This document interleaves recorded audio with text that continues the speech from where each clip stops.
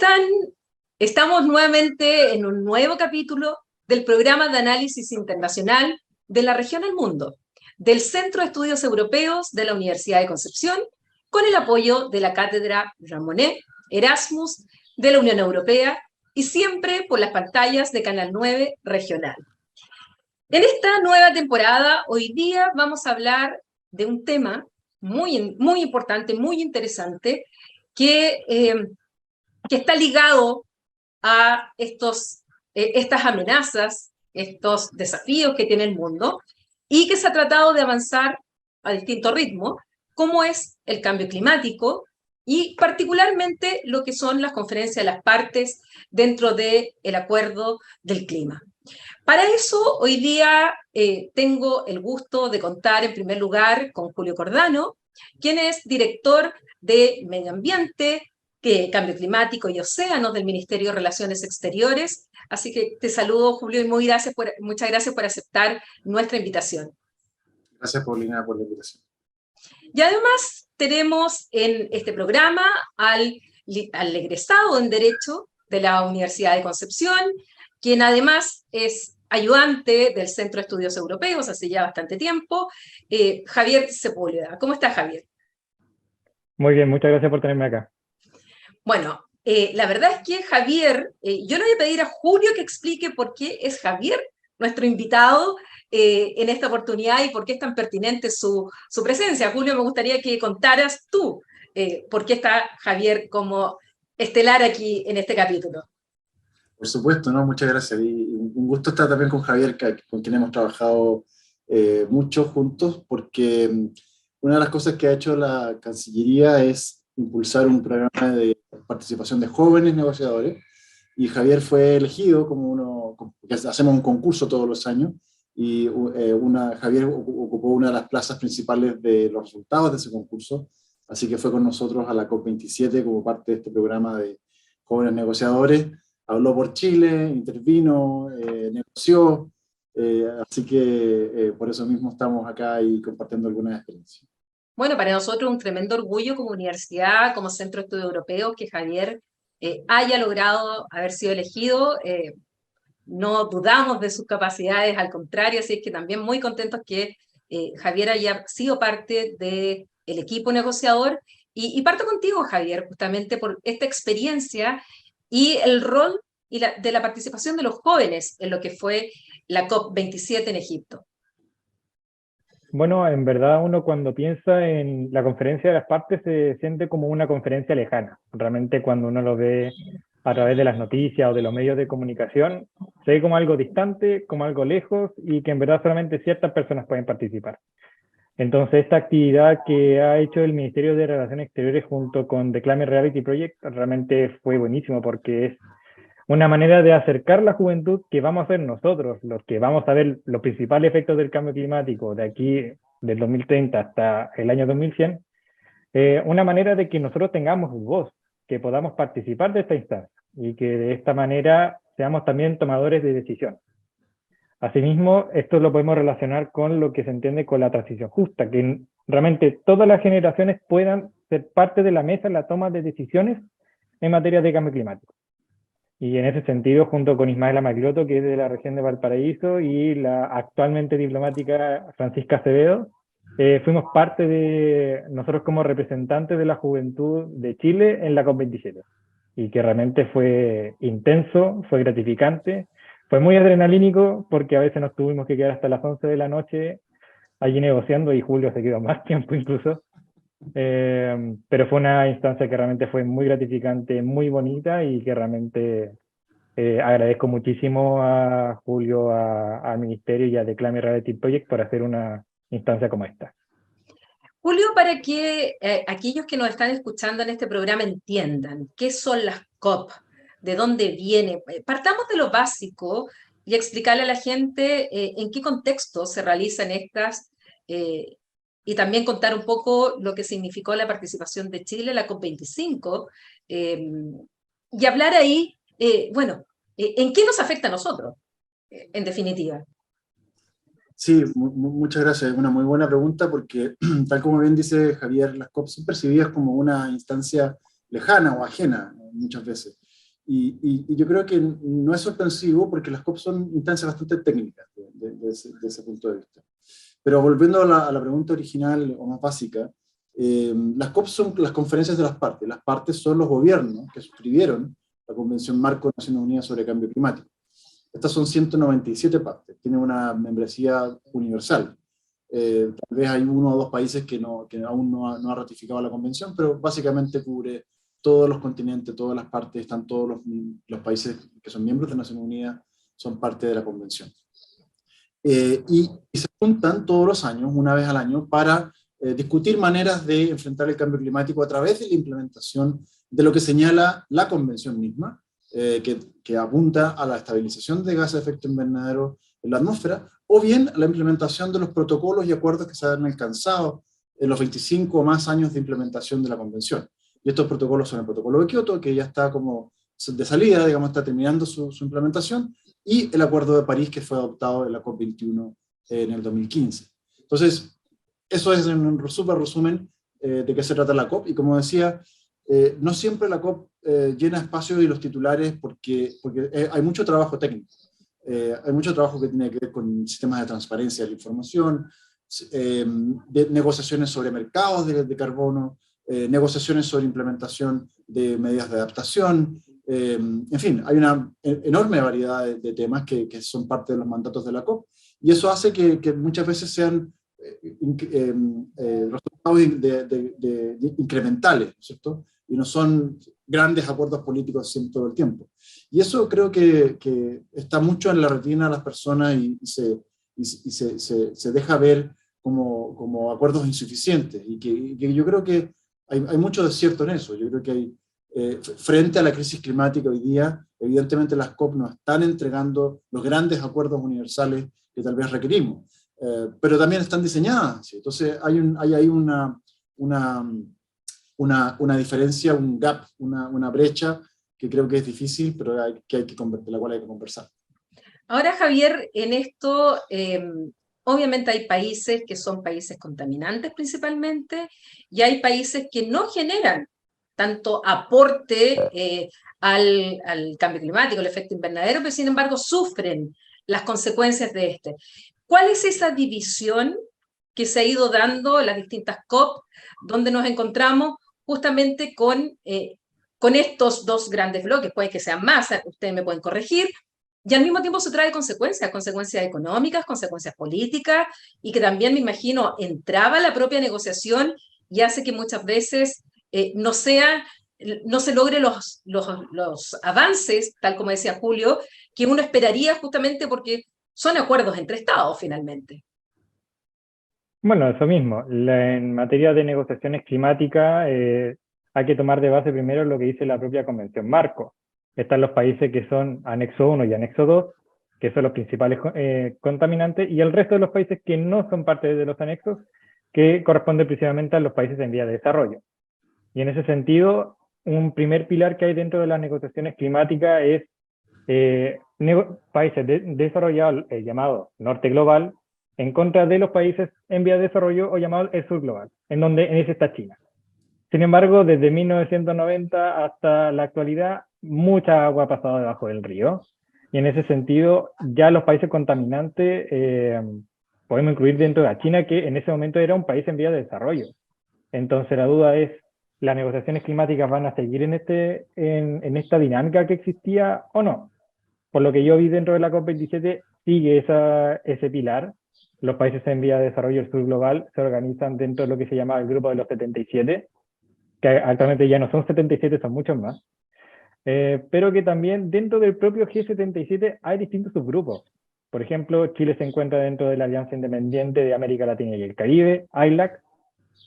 Otros países como Ecuador se encuentran dentro de los like-minded countries, países con el mismo pensamiento, en donde se encuentra Egipto, también se encuentra Sudáfrica, si no me equivoco, y también los países islas, donde también tienen una voz y ciertas intenciones o ciertos intereses en materia de negociación climática.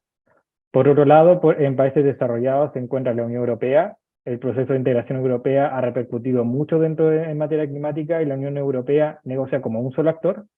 Y también está el grupo Umbrella o grupo Paraguas, que agrupa al resto de los países, principalmente Estados Unidos, Australia, Canadá, entre otros. En ese sentido, tratar de llegar a un acuerdo entre 194 partes, si no me equivoco en el número de participantes, es complicado, pero es a través de esta dinámica de grupos y dentro de lo que se considera norte global y sur global, en donde se trata de llegar a los acuerdos, principalmente. Retrocedamos un poquito en el tiempo, Julio. A Chile le tocó la organización de la COP25 en un contexto bien particular y que finalmente no fue aquí en Chile físicamente, fue en España, pero sí estuvo con la presidencia de Chile. En esa COP, ¿cuánto se avanzó? ¿Cuánto quedó en deuda? ¿Cuánto quedó para la COP26 en Glasgow? ¿Y cuál fue el rol de Chile finalmente para llegar a esos acuerdos? Sí, muchas gracias. La verdad es que la COP25 fue una experiencia, como decía Javier, fue una experiencia muy desgastante, difícil. Yo creo que hay pocos países en desarrollo, o no anexo uno, como decía Javier, que hayan asumido este rol, hasta Egipto, tal vez Egipto el año pasado, y una enorme responsabilidad. Si uno ve los países que han acogido las COPs en los últimos años, casi todos son países europeos.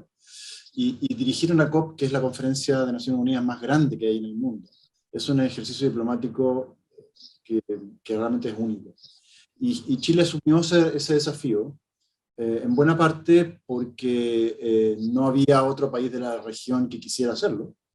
Hay que recordar que Brasil iba a ser la sede de la COP25, y hubo cambio político en Brasil y se decidió no perseverar en esa oferta. Y estábamos en la COP24 sin que la región se hubiese pronunciado sobre quién iba a organizar y quién iba a dirigir, sobre todo, la COP25. Y Chile tuvo ese rol, esa valentía, diría yo incluso, de hacerlo. Y entonces lo que tuvimos que hacer es hacernos cargo de los mandatos que había para esa COP25, que se referían principalmente tal vez a dos grandes temas, que era uno, el tema de mercados, de la operacionalización del artículo 6 del Acuerdo de París, un tema tremendamente complejo al cual no se había llegado a un acuerdo en la COP24, que estaba pendiente de la COP24. Y el otro tema importante era pérdidas y daños, que ahora está nuevamente de gran atención. Y lo que se acordó, por ejemplo, en pérdidas y daños en la COP27, recién ahora en Egipto, es un paso sobre la base de lo que nosotros logramos en la COP25. Después de todo, la Red de Santiago se llama Red de Santiago porque se acordó bajo la presidencia de Chile, y en la decisión que crea la Red de Santiago, también es la primera vez que se habla de financiamiento para pérdidas y daños. Y eso finalmente resultó en una discusión que maduró en la COP27 en cuanto a la creación de un fondo de pérdida y daño, que fue también facilitado por Chile. Entonces creo que Chile ha hecho aportes bien significativos en eso. Y en cuanto a mercados, efectivamente, lo mismo que pasó en la COP24 ocurrió en la COP25, los países no lograron llegar a un acuerdo sobre las reglas de implementación del artículo 6. Sin embargo, si uno ve las reglas que finalmente se adoptaron en la COP26, son enormes, son casi calcadas, muy, muy parecidas a lo que Chile propuso como presidencia en la COP25, que fueron anexas a la decisión que se adoptó. La decisión decía, los países no alcanzaron un acuerdo, pero se anexan los documentos que la presidencia propuso como una posible solución. Y esas fueron la base de las negociaciones y fue lo que permitió el consenso luego en Glasgow. Y así ocurre, así es el multilateralismo. El multilateralismo no es de grandes revoluciones copernicanas, y es más bien, sobre todo cuando hay tantas partes involucradas y hay que tener un consenso entre tantos intereses creados y intereses cruzados muchas veces.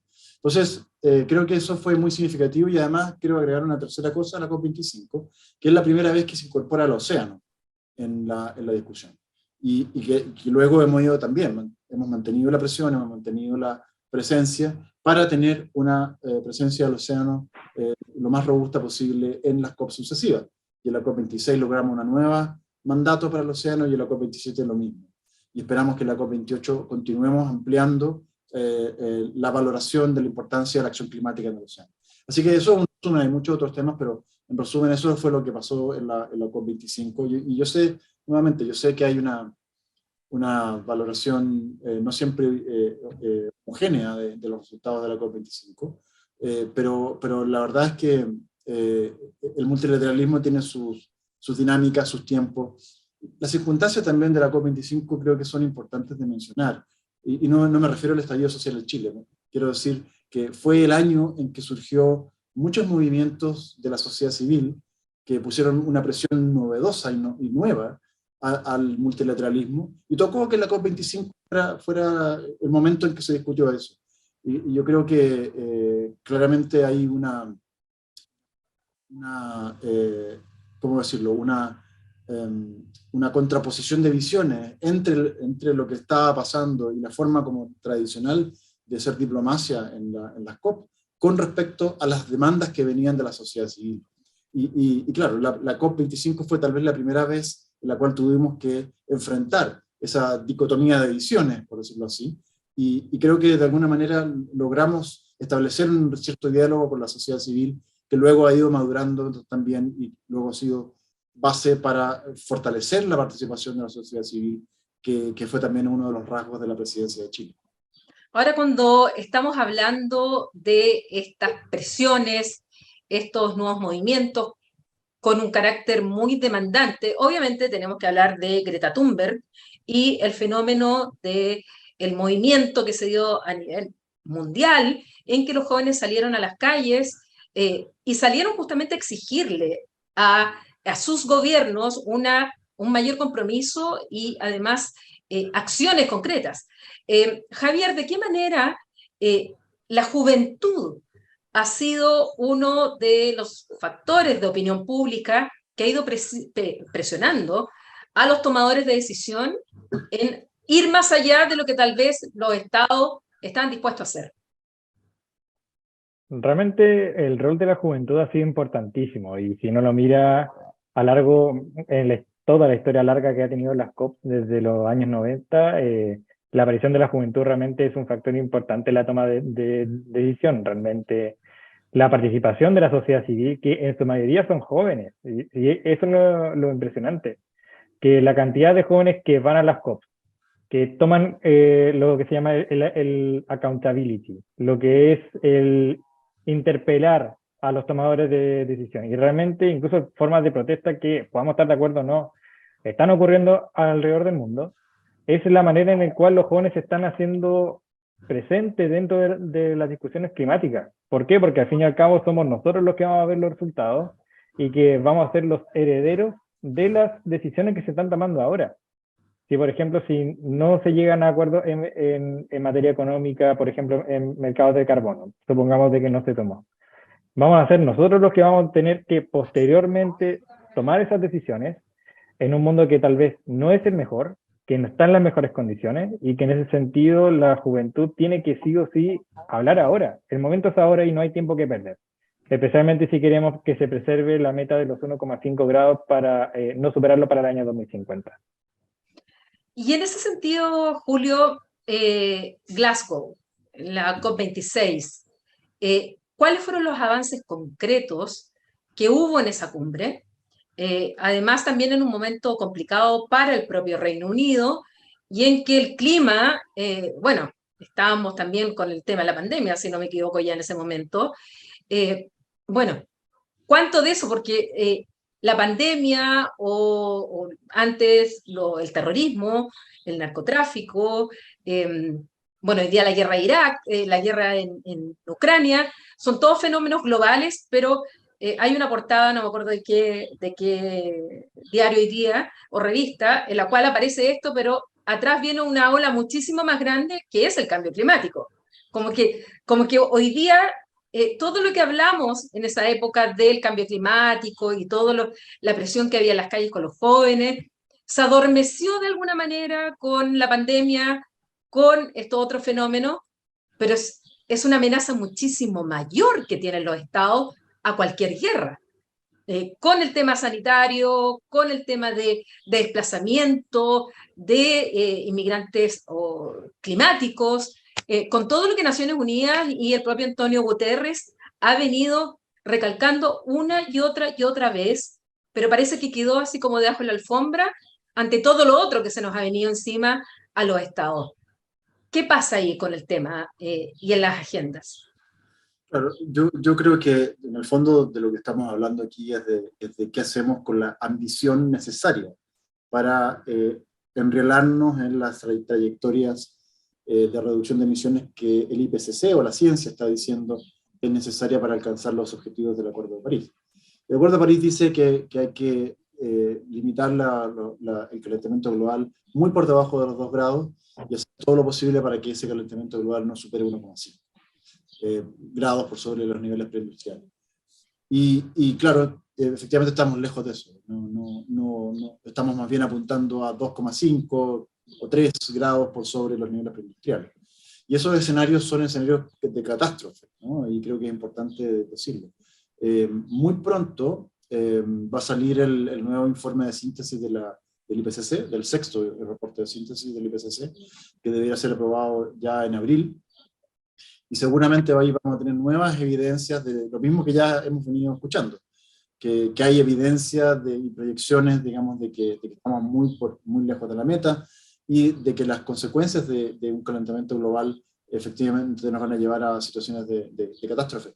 No mañana, ni pasado mañana, pero sí la desaparición de ecosistemas, el alza en el nivel del mar, la profunda disrupción y cambios en los patrones de lluvias, las olas de calor que ya estamos viendo en ambos hemisferios, son cosas que van a modificar profundamente la capacidad de la humanidad de proveerse de los recursos necesarios para asegurar su bienestar. Entonces, frente a eso, a esos horizontes de tiempo que, como digo, no es mañana ni pasado, sino que probablemente se expresa en décadas, y en el caso, por ejemplo, del alza en el nivel del mar, tendríamos que hablar de siglos. El IPCC proyecta un aumento constante en el alza en el nivel del mar, pero proyectándolo hacia el 2300. Y claro, ninguno de nosotros dos, ni ninguno de nosotros tres vamos a estar allá, pero las futuras generaciones sí, y son futuras generaciones que aún no han nacido, digamos. Pero el cambio climático finalmente se trata de justicia intergeneracional, y ahí entra una perspectiva que también Chile ha impulsado, y una cosa que hemos conversado con la canciller Urrejola, que tiene que ver con los derechos humanos. Cómo los derechos humanos son elementos transversales en toda la acción ambiental. Entonces, ¿cómo hacemos para evitar esas consecuencias de una manera tal de que la ambición que hoy día tenemos sea la adecuada, justamente para cumplir con lo que nosotros mismos las partes hemos acordado como en el texto del Acuerdo de París? Y ahí hay una pelea larga, digamos, una pelea que no tiene solución fácil. Algunos ponen como ejemplo el protocolo de Montreal, como un ejemplo que deberíamos seguir, es decir, la disminución de las emisiones que agotan la capa de ozono. Y ahí, evidentemente, sería un excelente ejemplo, pero también es un ejemplo que no tiene las mismas características del cambio climático, porque los gases que agotan la capa de ozono están asociadas a determinados elementos, determinados procesos, determinados productos que pueden ser controlados. Lamentablemente hoy día el mundo y nuestras economías giran en torno a la necesidad de generar energía que está fuertemente basada en el uso intensivo de combustibles fósiles. Entonces la transición es mucho más difícil. Entonces lo que se les pide a las COP, y con justa razón, creo que se les pide más ambición o una ambición adecuada, que tal vez las COP no están diseñadas para entregar en un año determinado, sino que más bien como producto de un proceso. La pregunta es ¿qué tan tarde vamos a llegar? ¿Qué tan grave va a ser la falta de ambición que hoy día estamos viendo? Porque los que seguimos este tema, yo creo, al menos yo estoy profundamente convencido de que no hay salida, no hay alternativa, de que el mundo está avanzando hacia una economía descarbonizada, de que el mundo está avanzando hacia una sociedad resiliente a los próximos escenarios del clima. La pregunta es qué tan rápido vamos a llegar ahí, o cuánto podemos acelerar esa transición de una forma que sea adecuada, pero también justa.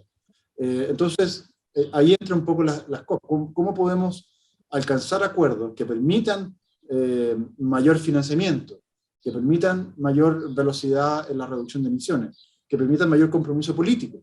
Entonces son procesos complejos y no creo que suene a excusa, pero son procesos difíciles que hoy día es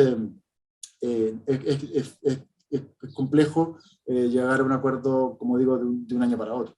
Así que creo que hay muy buenos ejemplos de lo que se hizo en Glasgow, por ejemplo. Me estoy alargando demasiado, Paulina, y tal vez lo voy a dejar ahí, tal vez podemos en otro momento hablar de los resultados exactos de lo que se hizo en Glasgow, porque en la COP26 hubo un momento así como de un turning point, donde logramos algunos acuerdos importantes. Mencionamos, por ejemplo, lo que tiene que ver con eliminación de los subsidios a los combustibles fósiles. Logramos un acuerdo en cuanto a empezar a abandonar el uso de combustibles fósiles y otros elementos que creo que son relevantes y que luego tuvieron su desarrollo en la COP27. Pero claro, eso forma parte un poco de la dinámica del multilateralismo que con mucho gusto podemos profundizar. Sí. Javier, tú mencionaste al pasar, pero quiero que profundices un poco más en lo que es la Unión Europea y la protección al medio ambiente y el aporte que ha hecho a las distintas COP. Porque evidentemente la posición de la Unión Europea, si la comparamos con China, la comparamos con India, incluso con los Estados Unidos, no es igual, la visión no ha sido igual respecto a este tema. ¿Qué podemos decir, qué le podemos explicar a la gente respecto a la posición europea y los esfuerzos que ha hecho en este sentido? Bueno, en ese sentido, la Unión Europea no es que, por ejemplo, dentro de las negociaciones climáticas, Francia, España, Hungría, Dinamarca, negocien cada uno por sí solo, sino que negocian todos juntos detrás del cartel de la Unión Europea. Entonces eso es un plus, porque la toma de decisiones se simplifica, especialmente en un continente como lo es el europeo, pero también es que tiene una visión completamente distinta. Los europeos son mucho más favorables a la descarbonización, a tomar medidas que sean más favorables para el medio ambiente, y en ese sentido, en la pasada COP27 se tomaron varios acuerdos. En ese sentido, la Unión Europea tomó mayor ambición, es decir, reducir mucho más su huella de carbono, pero también la Unión Europea fue el turning point en materia de pérdidas y daños. Y en ese sentido, la creación de ese fondo de pérdidas y daños, ojo, y solamente hablando de la creación, porque todavía queda discutir cuáles van a ser quiénes van a dar dinero para ese fondo, cuáles van a ser los beneficiarios. Lo que no es menor, ¿eh? Lo que no es menor, pero se dio un paso que es la creación del fondo, y que eso queda para la COP28. La Unión Europea fue el que dio ese paso, y que realmente es bastante importante. Claro, la Unión Europea también tiene ciertos intereses.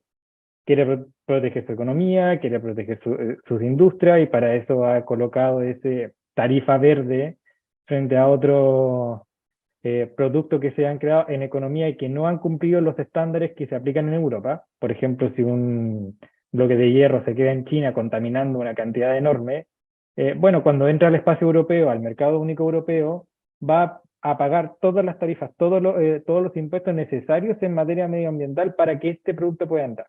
Entonces, eso tiene dos efectos importantes. El primero, que desincentiva la deslocalización de ciertas industrias importantes, y ahí se relaciona con el término de autonomía estratégica, pero también es una manera de proyectar la ambición europea hacia otros países y hacia otros actores. Y bueno, de esa manera es como la Unión Europea trata de influir en las negociaciones climáticas y, bueno, tiene igualmente afinidad en materia medioambiental, por ejemplo, con el Pacto Verde Europeo, que se dio en medio de la pandemia y que de esa manera tiene capacidad de recuperarse, pero también mira hacia la carbono neutralidad para el año 2050. Julio, desde el punto de vista medioambiental, la guerra de Ucrania ha significado también un impacto bastante grande. Sabemos que Europa estaba dependiendo mucho del petróleo y del gas de Rusia. También sabemos, como lo decía Javier, que dentro de las decisiones que ha tomado la Unión Europea, por ejemplo, con este Fondo de Recuperación Económica, producto de la pandemia, bueno, se les exige que sea en energías limpias, que trabajen y profundicen la transición ecológica, pero al mismo tiempo los países tenían el riesgo de quedarse sin gas, sin petróleo, las industrias, importantísimo, y en algunos se planteó volver a la carbonización, o sea, partir de nuevo a utilizar el carbón como fuente de energía. ¿Cuánto riesgo hay que fenómenos geopolíticos con impactos en el medio ambiente, como la guerra de Ucrania, puede hacer que los países finalmente retrocedan en vez de seguir avanzando, porque la transición ecológica no es de un día para otro? O sea, tener energía renovable, solar u otras, no va a ser que hoy día van a instalar y van a suplir al petróleo, al gas o eventualmente al carbón. Y por otro lado, la energía nuclear, en que algunos estados como Alemania renunciaron a ella, pero Francia no, Bélgica no, y otros países no, porque incluso dicen que es más limpia, es más riesgosa, pero al mismo tiempo es más limpia. Y dependen menos de estados como la propia Rusia, o tener que recurrir a otros estados con los cuales hay problemas con los derechos humanos, por ejemplo, que tú le señalabas, como Venezuela. ¿Cómo juegan estos factores geopolíticos en el medio ambiente? Eso es muy relevante, por supuesto, y creo que esa tensión se vio muy claramente en el camino hacia la COP27, donde los países europeos se vieron enfrentados en esta situación de inseguridad energética, y donde ellos mismos, muchos de ellos, anunciaron que iban a tener que tomar medidas provisorias que en el papel parecían contrarias o amenazaban sus objetivos de largo plazo de reducción de emisiones. Pero en ese mismo contexto, Alemania, por ejemplo, dijo desde el comienzo que esta era una emergencia y que reafirmaban sus compromisos climáticos de largo plazo. La Unión Europea, además, toda esta discusión, toda esta situación geopolítica, ocurre en un momento en el que la Unión Europea hace una discusión interna sobre aumento de la emisión. Y la Unión Europea tenía una meta de 40% de reducción de emisiones y la subió a 55% de reducción de emisiones, con respecto a los niveles del año 90. Entonces, no era menor. Y lo mismo pasó con Reino Unido, a propósito, que es aún más ambicioso que la Unión Europea. Entonces, yo creo que es imposible saber. La geopolítica sin duda tiene sus situaciones impredecibles. Y espero que por supuesto no sea el caso de pero la Unión Europea ha reafirmado su compromiso con los objetivos de largo plazo. Por supuesto, una cosa es reafirmar políticamente un compromiso como este, y otra cosa es la capacidad de poder lograrlo. Por supuesto, esperamos que así sea. Esperamos que sea como dicen, un blessing in disguise. O sea, que de alguna manera sea la invasión terrible que ha ocurrido, injustificada y que viola todo derecho internacional, de Rusia a Ucrania, sea un gatillante de una aceleración de la transformación energética en Europa en el largo plazo, y que no afecte, por supuesto, los objetivos de largo plazo de reducción de emisiones. Pero es muy difícil y predecir qué va a ocurrir, porque además esto no tiene solamente efectos en el sentido del tránsito de combustibles fósiles, que es el caso de Ucrania, Rusia y Europa, sino que también los conflictos geopolíticos tienen graves consecuencias ambientales locales. Y eso creo que es importante decirlo. Nadie sabe cómo va a salir Ucrania después de la guerra. En cuanto a la contaminación que genera la guerra, en cuanto potencialmente a desastres nucleares que puedan producirse por mal manejo en situaciones de guerra, porque la guerra misma es una actividad que genera una devastación ambiental. Entonces, creo que toda esta situación es tremendamente compleja y lamentable, pero esperamos, como digo, en el largo plazo no afecte la dirección general de lo que yo decía antes, que estamos embarcados en una transición hacia una economía baja en emisiones, y la pregunta es qué tan rápido vamos a llegar. No si vamos a llegar, qué tan rápido vamos a llegar. Y ojalá que esto sea un retroceso en el corto plazo, pero que sea una aceleración en el largo plazo. Javier, ¿qué mandato queda para la COP28 luego de haber ya finalizado la COP27 en Egipto? Bueno, eso va a depender de las negociaciones que ocurran en junio, porque hay que recordar de que no vamos de COP en COP, sino que vamos de COP a las negociaciones técnicas que ocurren en Bonn y que ocurren todos los meses de junio de todos los años. Y de ahí vamos a ver cuáles son los mandatos que quedan para la COP28. Pero quedan varios temas. Quedaron varios temas en el tintero en la COP27, por ejemplo, en el propio tema de pérdidas y daños. ¿Quiénes van a ser los aportantes? ¿Cuáles van a ser los beneficiarios? Y en el caso chileno, Chile se va a ver beneficiado de este fondo, siendo que somos uno de los países más vulnerables en América Latina y en el mundo a los efectos del cambio climático. Es una cosa que queda en el tintero para la COP28. También queda cuáles son las prioridades que va a dar Emiratos Árabes Unidos, ahora que su presidente ha sido elegido, que realmente es bastante, ¿cómo decirlo?, por la prensa, por los medios, bastante discutible su calidad para ser presidente de la COP. Pero también quedan otros temas que quedan en mandato. Queda, por ejemplo, en materia de adaptación, en materia de océanos, cuál va a ser el lenguaje que se va a hablar en océanos, y otras áreas que aparecieron en la COP27, por ejemplo, la Alianza de la Criósfera, que Chile lidera junto con Islandia, cuáles van a ser las prioridades que se van a tener. Y que además para Chile es muy importante. Nosotros concentramos cerca del 80% de los glaciares de América del Sur. Y junto con nuestra presencia en el territorio antártico, el tema de la criósfera es un tema que Chile y que realmente el resto de los países que tengan glaciares, tanto oceánicos como terrestres, un tema que se tiene que tocar en la COP28. Y claramente un tema que también queda en el tintero, ¿qué va a pasar con los combustibles fósiles? Porque en la decisión se dio mucha discusión en cuanto a si se va a hacer un phase out, un eliminar completamente los combustibles fósiles como una manera de obtener energía, o si nuevamente esa discusión va a ser alargada, se va a quedar para la próxima COP, y que en ese sentido es un cambio importante si es que se quiere discutir si ahora se quiere implementar los objetivos establecidos en París. Justamente con eso quiero terminar, Julio, porque este programa es de la región al mundo, de la región pensada como región como queramos, puede ser región de Sudamérica o puede ser de la región del Biobío, desde donde estamos grabando. Yo estoy grabando junto con Javier.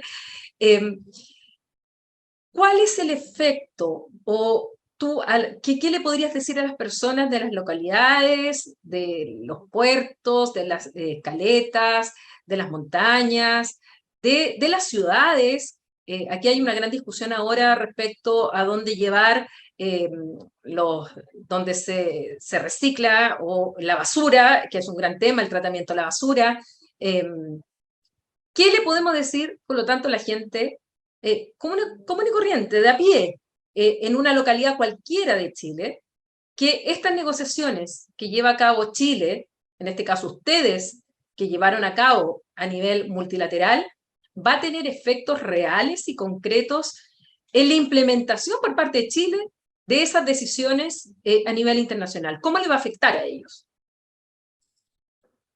Sí, bueno, yo creo que es importante decir que la COP y las negociaciones en general son un marco global, y por lo tanto no siempre tienen una conexión directa con la acción local. Sin embargo, yo creo que ahí se pueden hacer claramente conexiones, es decir, y pongo un ejemplo. En la COP26 se creó una gran alianza para reducir las emisiones de metano. Metano, que es un gas de efecto invernadero mucho más potente que el CO2, que está reconocido como gas de efecto invernadero bajo la Convención Marco, y un grupo de más de 100 países, entre los cuales Chile, nos comprometimos a aunar esfuerzos para reducir un 30% de emisiones en el 2030. Eso gatilló que se generaran flujos de financiamiento para acciones locales, para acciones nacionales, y eso tiene que ver, en Chile tiene que ver con dos sectores, porque Chile tomó esa oportunidad, consiguió financiamiento e empezó a implementar algunas acciones. Y las presentamos en la COP27, o sea, fue de una COP a la otra. Y eso tiene que ver con dos sectores en Chile. Uno, el sector de la ganadería, donde se puede hablar de producción agrícola, ¿no es cierto?, de nuevas razas o de nuevos biodigestores, de control de emisiones de metano en el lugar, pero también de residuos. Entonces, si logramos eliminar, por ejemplo, los residuos o centros de residuos que no estén adecuadamente sellados y que no afecten a la población local, vamos a emitir menos metano. Entonces, eso es un ejemplo donde un acuerdo global se traduce finalmente en una consecuencia local. Más ambición significa menos emisiones, significa también menos contaminación local. Y yo creo que ahí y hay muchos otros ejemplos que se podrían dar, pero como digo, los acuerdos globales no siempre se traducen directamente en acción local, pero a menudo sí. Y la dirección general de hacia dónde vamos avanzando, que es una sociedad más limpia, más resiliente, que tiene efectos directos en la población, en su bienestar, finalmente tienen el soporte de un acuerdo general y global, que es lo que provee la COP. Entonces, no quiero decir que sea lo mismo, no hay una correlación necesariamente directa en todos los temas, pero la dirección general apunta justamente a fortalecer el bienestar social. El Acuerdo de París incluye en su texto consideraciones con respecto a la sociedad, a los grupos más vulnerables. Y no es casualidad. El Acuerdo de París eleva, por ejemplo, los planes de adaptación al mismo nivel político de importancia política y en teoría financiera que con respecto a la mitigación de gases. La adaptación y la mitigación como dos grandes universos de acción climática. ¿Y eso por qué? Porque sabemos que hay un lado social del cambio climático. Y eso Chile lo impulsó muy fuerte cuando se negoció el Acuerdo de París. Y lo sigue impulsando porque pensamos que finalmente, como decía, el cambio climático es un tema de justicia intergeneracional, pero también es un tema de protección a los más vulnerables. Y por lo tanto creo que esa conexión se puede hacer, aunque no en el día a día, tal vez no COP tras COP, no sea evidente que se hace eso, pero de verdad es un marco general que permite justamente hacer ese tipo de conexión y beneficiar a las poblaciones a nivel local.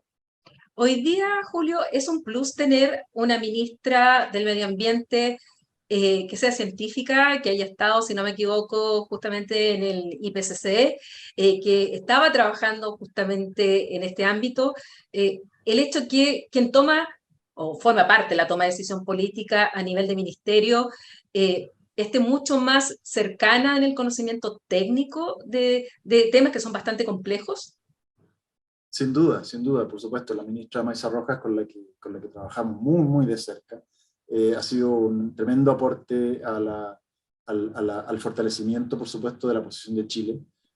Y ella tiene, por supuesto, un background científico que la hace única, realmente. Y en el concepto internacional eso se nota, porque las posiciones de Chile no solamente están fundamentadas a nivel técnico, tal vez a nivel nuestro, que ya llevamos tantos años en esto, sino que también a nivel político. Y eso es una particularidad de Chile. Pero también quisiera mencionar que a nivel político Chile también tiene un gran patrimonio, y es el hecho de que hay un gran consenso político, de que el cambio climático es importante. Y hemos visto en los últimos años como la sucesión de gobiernos de distintos signos políticos ha dado continuidad bastante evidente a una política y de política de negociaciones internacionales que está orientada por la ciencia, que está orientada por la ambición. La misma ministra Maysa Rojas fue la coordinadora del equipo asesor científico de la COP25 en el gobierno anterior. Y eso está bien. ¿Por qué? Porque refleja un nivel de consenso muy significativo que por supuesto se mantiene en este gobierno. Y creo que no solamente la ministra Rojas, sino que la canciller y el presidente están muy, muy convencidos de que esto es importante. Y por supuesto nosotros, los negociadores, nos sentimos tremendamente respaldados para hacer ese tipo de cosas y seguir adelante. Y quiero también mencionar el tema del programa de jóvenes, que este año vamos a hacerlo de nuevo y esperamos que sea el 4º año consecutivo de que incorporamos a jóvenes en la delegación. Así que todas esas continuidades nos permiten fortalecer la posición negociadora de Chile y mantener cierto nivel de credibilidad que es tan importante en el multilateralismo. Bueno, muchas gracias. Yo no puedo dejar de mencionar que además en el apoyo nacional, una integrante también del Centro de Estudios Europeos, la doctora Alejandra Stern, también participa en esto, si es que la Universidad de Concepción ha estado presente desde hace mucho tiempo y nosotros orgullosísimos que sean además parte de este centro que ya llevamos 20 años y que es quien da marco a este programa de análisis internacional. Así que muchas gracias a ambos. Y Dime. puedo decir que la Universidad de Concepción también ha sido fundamental en la posición de Chile al levantar el tema del océano. Nosotros Sí. hemos hecho seminarios con la Universidad de Concepción y ha sido realmente muy, muy importante, así que aprovecho de agradecer. Así es, han trabajado bastante ahí con oceanografía, con el EULA, mucho trabajo y ha sido el aporte de esta universidad regional. Bueno, llegamos al término de nuestro programa. Gracias Javier, gracias Julio por el tiempo y la disposición de participar y de poder difundir estos temas, porque son de una densidad y de una importancia que hay que darse el tiempo. Yo creo que hay que darse el espacio para, a través de los medios de comunicación, como es la televisión, poder también enseñarle, explicarle, porque la gente quiere saber. A veces se dice, no, no están interesados. No, y sobre todo un tema como es el medio ambiente y todo lo que tiene que ver con los efectos del cambio climático, es un tema que evidentemente es de interés general. Y a ustedes, bueno, nos despedimos, los esperamos en un próximo capítulo de La Región al Mundo, por las pantallas de Canal 9 Regional, con el apoyo del programa Erasmus Cátedra Jean Monnet y bajo el marco del Centro de Estudios Europeos de la Universidad de Concepción. Nos vemos en un próximo capítulo. Adiós.